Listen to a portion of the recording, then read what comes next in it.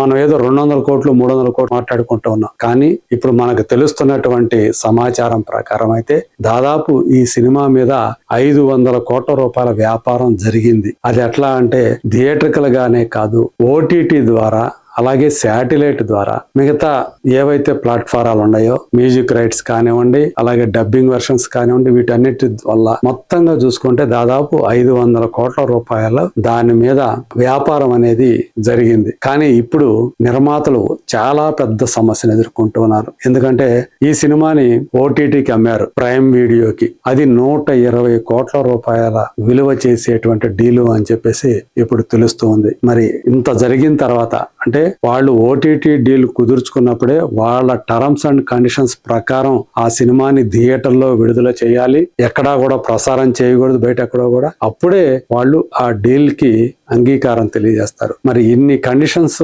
తోటి ఒక డీల్ కుదుర్చుకున్నప్పుడు ఈ సినిమా పైరేటెడ్ వర్షన్ బయటికి వచ్చేసింది. అలాగే పొంగల్కి రావాల్సినటువంటి సినిమా ఇప్పటికీ రాలేదు. దీంతో ఆ సినిమా మీద బజ్ అంతా కూడా వేరే రకంగా వెళ్ళిపోయింది. మరి వాళ్ళు ఎందుకని ఆ 120 కోట్లు ప్రొడ్యూసర్స్ కి ఇస్తారు? సో ఇప్పుడు నిర్మాతలను వెంటాడుతున్నటువంటి సమస్య ప్రైమ్ వీడియో వాళ్ళు ఏం చేస్తారు, ఒక భయం వాళ్ళని వెంటాడుతూ ఉంది అని చెప్పేసి చెప్తున్నారు.